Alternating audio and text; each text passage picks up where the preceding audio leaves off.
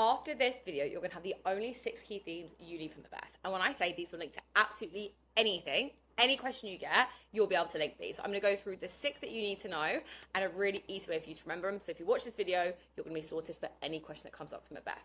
Now, firstly, what these actually mean. You'll see I've got these little emojis, and I always link emojis to themes because it helps you remember them. And this is going to stand for VAGUS, which stands for violence, ambition, guilt, gender, appearance versus reality, and supernatural. They are the 6 key themes, and I'm going to go into each of them now. So firstly, it is violence. So a topic sentence, a kind of way that I would summarize violence in one word, would be that violence drives Macbeth's transformation from celebrated warrior to ruthless tyrant. Tyrant is like a cruel and oppressive leader. We see, of course, Macbeth at the beginning. He's brave Macbeth. He is this warrior. He uses violence justified, so he uses it for a proper cause, which is obviously in battle. But then he transcends into this ruthless tyrant. He kind of becomes this beastly, heinous individual, meaning this wicked individual, because he gets driven by his ambition. Shakespeare presents it as both a sign of heroism and the poison that corrupts him once it becomes tied to ambition and guilt. So we can see the very thing that makes Macbeth a warrior, makes him noble, makes him celebrated, is a thing that also corrupts him. So Act 1, Scene 2, Macbeth is praised as a heroic soldier for his brutal killing of the king's enemies in battle. So we see at the beginning, we're introduced to Macbeth at the beginning as violent, but it's this noble violence. It's justified because he's obviously killing the king's enemy, which is what the king would want him to do. Then we get Act 2, Scene 2. He murders Duncan in secret, turning violence into personal and moral downfall. So when we're comparing violence, what's a really high-level thing to do is looking at how violence corrupts Macbeth and how he's used it in a justified way, but also an unjustified way. Because, of course, he has violated divine law. He's violated king law by murdering Duncan. And then Act 5, Scene 8, Macbeth's final fight with Macduff exposes how violence ultimately destroys its wielder. So the person who creates it is the person it destroys. Of course, Macbeth has been creating this violence, but it's almost ironic because this is the same thing that destroys him at the end. Macduff, who is the one that Macbeth kills his kid and his family, he's the one that he kills. He comes and beheads Macbeth at the end, therefore showing that violence ultimately is cyclical when it's used unjustifiably. Ambition. This is one I think a lot of you are quite familiar with. Topic sentence for this is, ambition fuels Macbeth's rise and downfall, revealing how unchecked desires, meaning uncontrollable, for power can eclipse humanity and reason. So it's the idea, if you're a humane person, it means you're a good person, you're a moral person, you know right from wrong. We can see that completely eclipses, it almost like stops Macbeth's humanity because he gets completely consumed, or we could say engulfed is another way of saying consumed, which is a nice word. He becomes completely engulfed by this ambition. It begins as a noble determination, but mutates into dangerous obsession when conscience is ignored.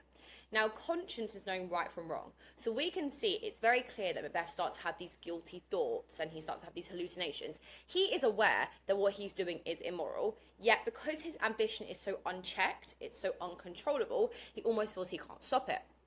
And then we can see here that in Act 1, Scene 3, the witch's prophecies awaken Macbeth's desire for the crown, planting ambition's first seed. Now, there's always just a debate. It's like, was it the supernatural? Was it Macbeth? I mean, you could argue both. You could see that they planted the seed of ambition, but of course, Macbeth already had this ambitious nature, because if we compare it to characters like Banquo, remember Banquo is like Macbeth's bestie, he too gets prophecies from the witches, but he doesn't go on this tyrannical rampage of killing loads of people like Macbeth does. So there is that argument, it plants the seed, but you could argue he was always ambitious to begin with. Act 1, Scene 7, Macbeth wrestles with his conscience, remember right from wrong, questioning whether his ambition justifies murder. So this is when Lady Macbeth is, emasculating him. When I say emasculating, she's like using his masculinity against him. She's threatening him. She's being like, well, are you a man if you won't do this? And this is where he starts to wrestle with his conscience and being like, am I doing the right thing? Is this the wrong thing? And really why his ambition justifies the murder. Of course, he decides it does. And Act 3, Scene 1, he's now the king. He becomes paranoid and Banquo's heirs and plots the death to secure the throne. So remember, for some context, when the witches give Macbeth his prophecy, they also give Banquo the prophecy at the same time. Remember, Banquo is Macbeth's bestie.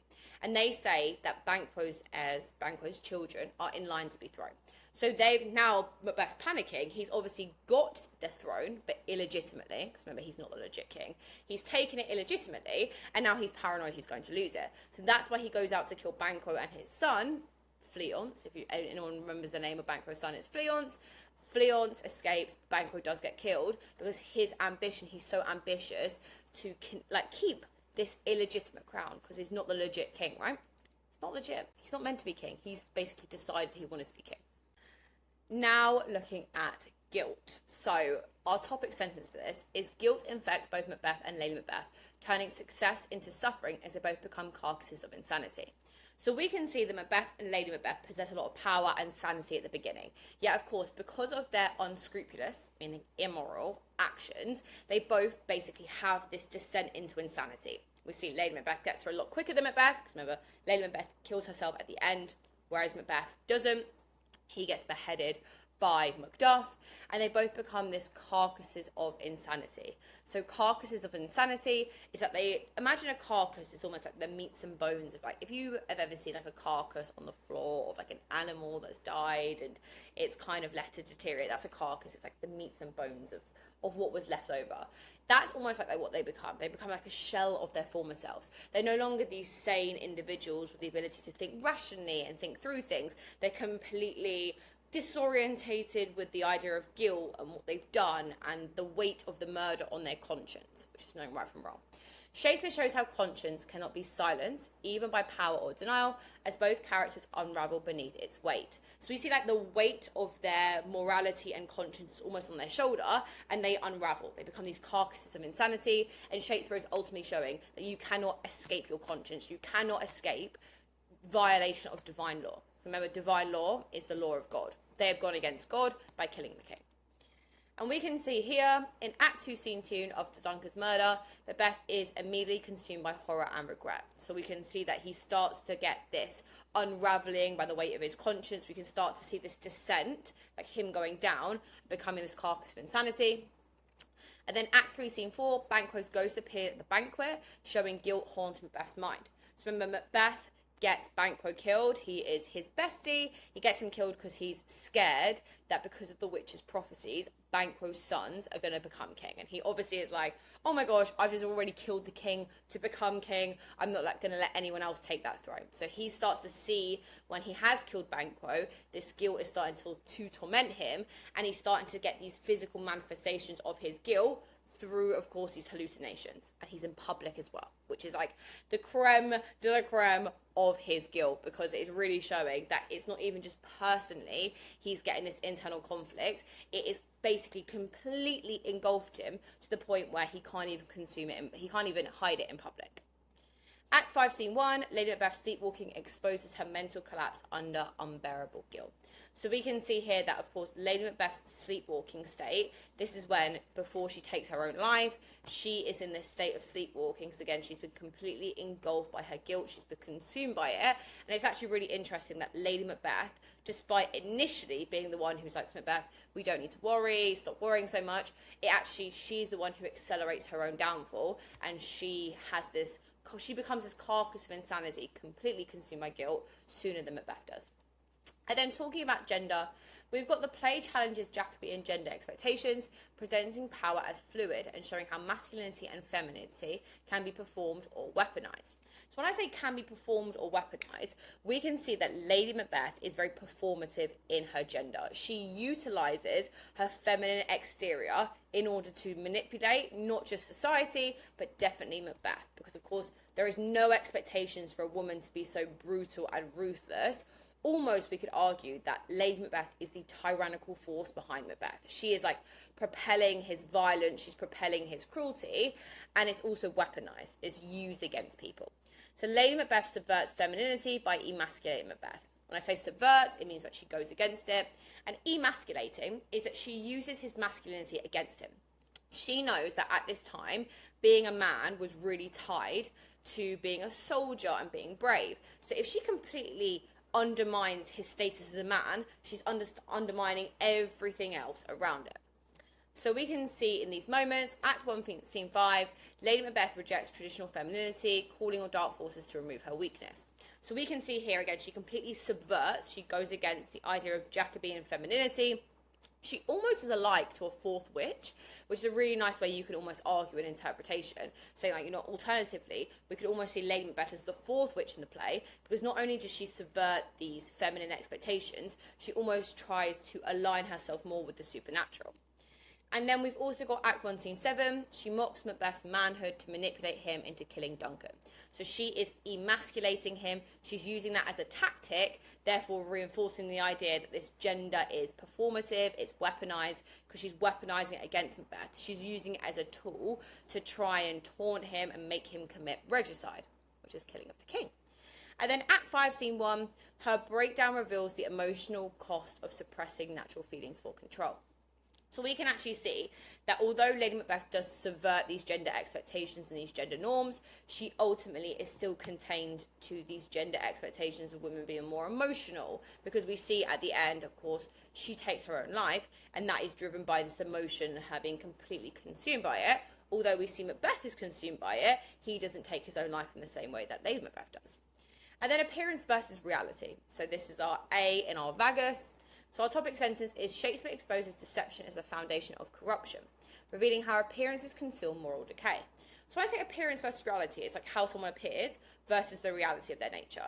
Are they moral? Are they immoral? Do they appear to be moral where the reality is very different? So it's kind of like how your external appearance conceals your internal reality.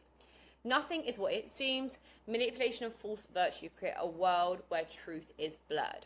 So when I'm saying false virtue means false morals. It's like how one person appears is very different to their reality. So let's have a look at our first example. So Act 1, Scene 5, Lady Macbeth instructs Macbeth to appear welcoming while secretly planning Duncan's murder. So we can see when the guests are all coming in, she wants Macbeth to put on this false facade. Facade is like a mask, it's like a fake appearance. She doesn't want anybody suspecting that they're going to kill Duncan, so they need to keep up this appearance of them being very pleasing, them being very patriotic meaning loving their country. And Act 2, Scene 3, Macbeth pretends to mourn Duncan's death, deceiving others to protect his guilt. So we can see again, he is playing into this facade. He's playing into this idea of him being this noble, brave soldier, as we meet him at the beginning, but also him believing that he is a good citizen. He is mourning the death of Duncan.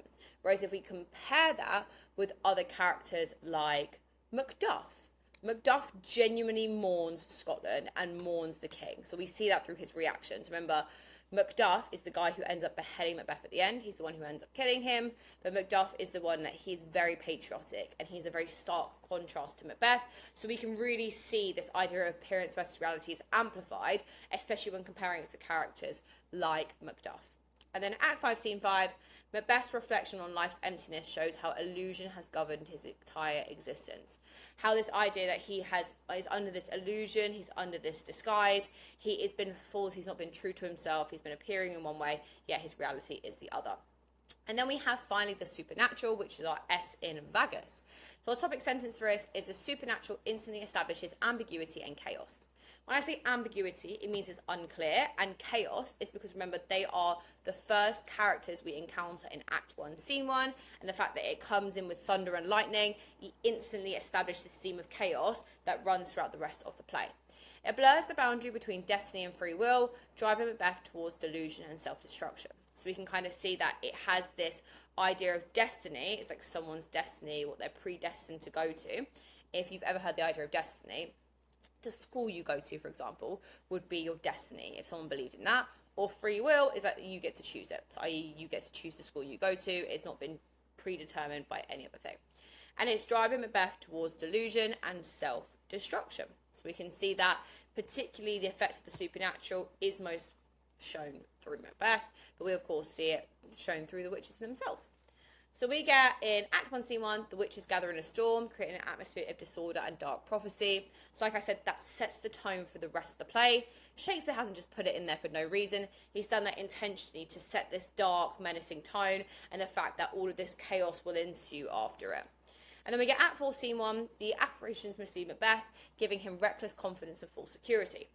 So this is where the witches are giving him these false supernatural prophecies. So remember, the witches meet Macbeth before. They meet him earlier on in the play in Act 1. We see they come to Macbeth.